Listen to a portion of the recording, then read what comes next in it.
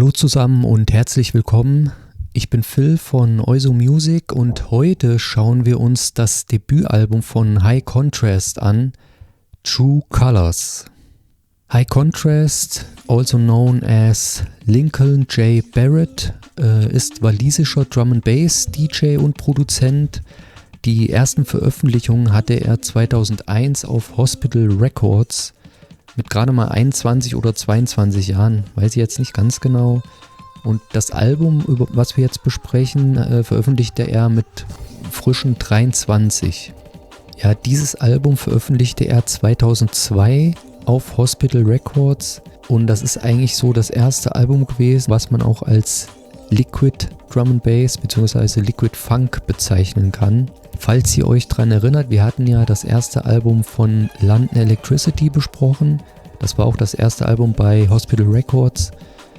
Das war allerdings noch Jazz Step, ja, also da hatte man vermehrt Jazz-Platten auch abgesampelt. Der Liquid Funk, der kam dann so, glaube um die Anfang der 2000er Jahre raus und das war der erste Liquid Funk Scheibe auf diesem Label. Und Liquid Funk ist ja so ein bisschen mein Genre, was ich sehr, sehr mag bei Drum and Bass. Also das ist eigentlich so mein Favorit, was Drum and Bass angeht.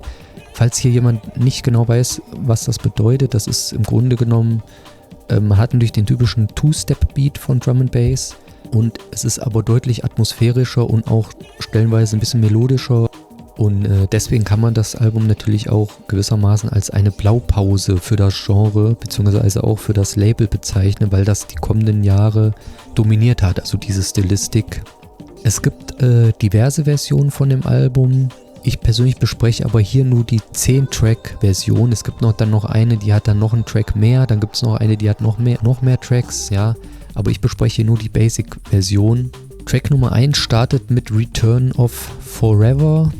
Ist direkt ein Highlight vom Album, kann ich direkt sagen. Richtig geiler Opener. Ja, bereits zu Beginn hier mit einem recht atmosphärischen Intro. Mit vermutlich einem Saxophon, also ist ein Sample wahrscheinlich. Und ja, Phaser oder Flanger wabernde Sounds. Bin ich mir nicht ganz sicher, ob es jetzt ein Flanger oder ein Phaser ist. Und das Stück baut sich dann um ein 173 BPM Two-Step-Beat auf. 173 BPM. Gab es übrigens öfters auf dem Album, also das scheint so ein bisschen eine magische Zahl für den High Contrast zu sein. Tragend ist hier auch eine absolut großartige Synth-Bass-Hook und ein Horn-ähnliches Sample wahrscheinlich, neben den immer wieder eingestreuten Vocal-Samples. Zusätzlich hat man hier Flächen und Strings, die den Sound dann noch weiter verdichten. Ja, der Opener heißt Return of Forever und ja, da ich persönlich natürlich hoffe, dass sie mir bis in alle Ewigkeit treu bleibt, und immer wieder auch zu meinen Reviews zurückkehrt, gibt es hier direkt das allererste Brett.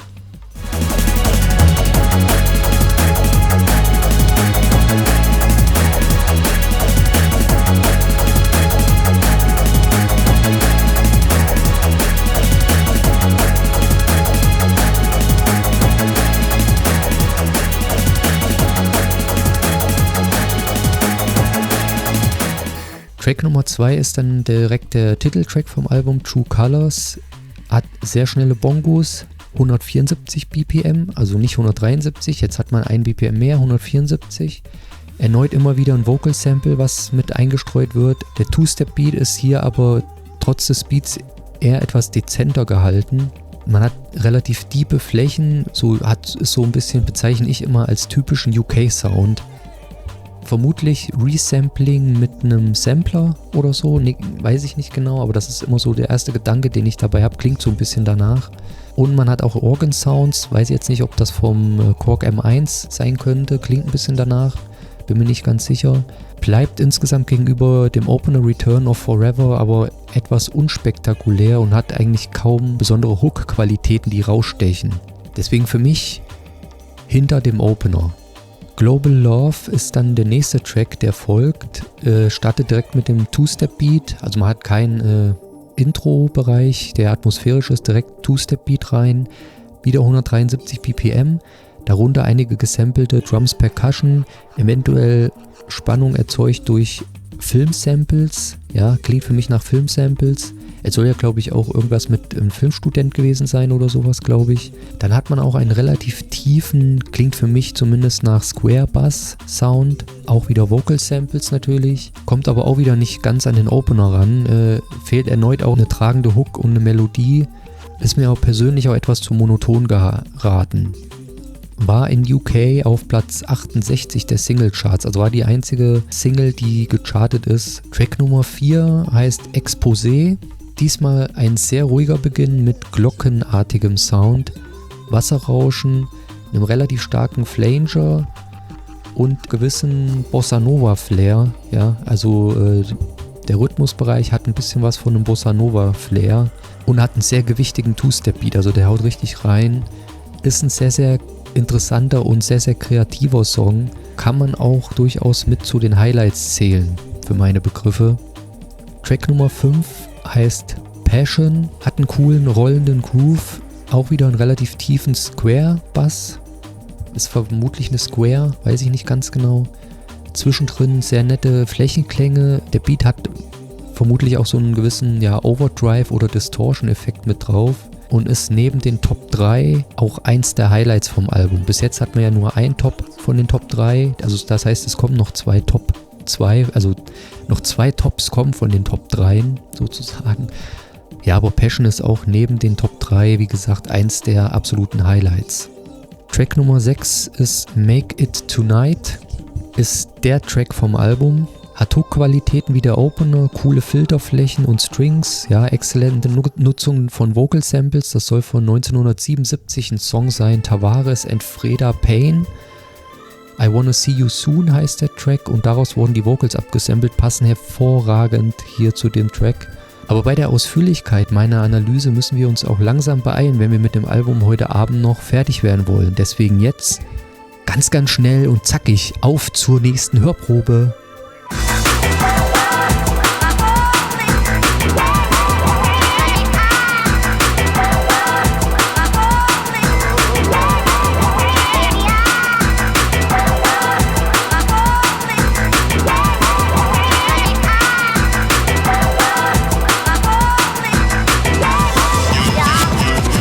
Music is Everything war dann Track Nummer 7 auf dem Album.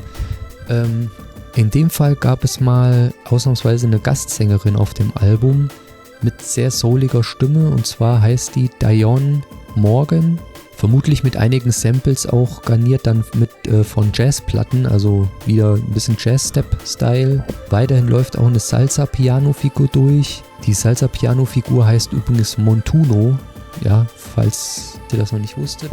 Im Verlauf hat man auch hier im Song ganz nette Flächen und ist insgesamt gesehen auch ein sehr, sehr solider Song, wenngleich man jetzt nicht sagen kann, dass der Song alles ist vom Album. Ja, also ist ein solider Track im erweiterten Feld der guten Songs.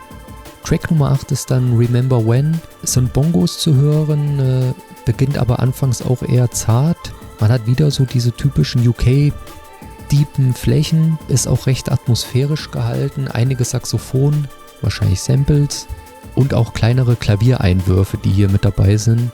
Ist ein ganz beachtlicher Drum-and-Bass-Track, Liquid Funk, gehört auch absolut zum Besten vom Album. Track Nummer 9 ist Savoir-Faire, denke ich mal, spricht man das aus.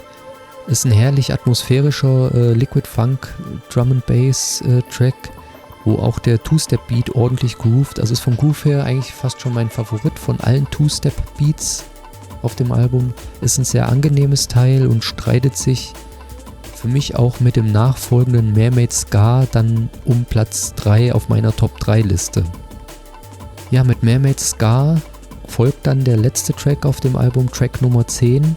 Erneut sehr diepe, UK-lastige Flächen, die hier auch mit diversen Filterfahrten versehen sind. Hat auch recht wuchtige Breakbeats, hat einen sehr sublastigen Bassbereich, also sehr tiefgehend, ist auch etwas aufwendiger produziert als der Vorgängersong. Und man hat hier was ich persönlich als UK Rave Step Sound bezeichnen würde. Ist atmosphärisch durchaus deep und für mich auch wahrscheinlich die Nummer 3 vom Album. Aber macht euch keine Sorgen, denn ihr tragt mit Sicherheit keine bleibende Narbe davon, wenn ihr jetzt mal reinhört in meine nächste Hörprobe.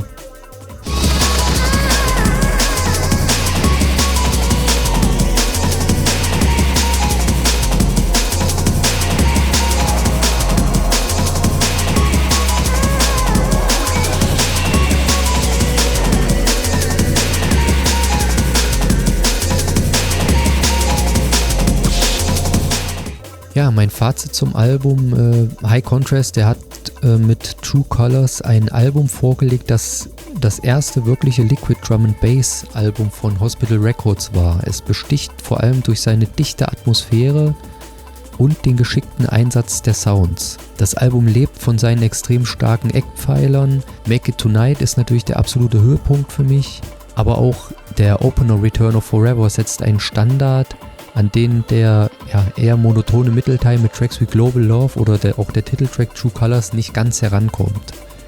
Insgesamt bietet das Album wieder interessante Details und für Fans von atmosphärischem britischem Drum and Bass bzw. Liquid Funk bleibt das Album auch Jahre nach seinem Erscheinen absolut hörenswert. Alles in allem höre ich True Colors bei bemerkenswerten 7,6 von 10 Punkten. Wie die Wertung wieder zustande kommt, das seht ihr wie immer hier unten in der Videobeschreibung. Da führe ich ja die einzelnen Tracks auf, inklusive der Bewertung. Und da könnt ihr dann nochmal nachgucken und vielleicht auch eure Meinung hinschreiben, wie ihr das Ganze seht. Aber ja, das war natürlich wieder nur meine Meinung auf das Album True Colors. Wie seht denn ihr das Album? Ja, schreibt es mir ruhig mal in die Kommentare. Wie seht ihr das Album? Wie bewertet ihr das? Wie findet ihr die Tracks? Einfach mal ein bisschen was schreiben, würde mich freuen. Und ansonsten war es das mal wieder für heute. Ich bin Phil von Oizo Music. Vielen Dank fürs Zusehen und wir sehen uns dann beim nächsten Mal. Macht's gut. Ciao.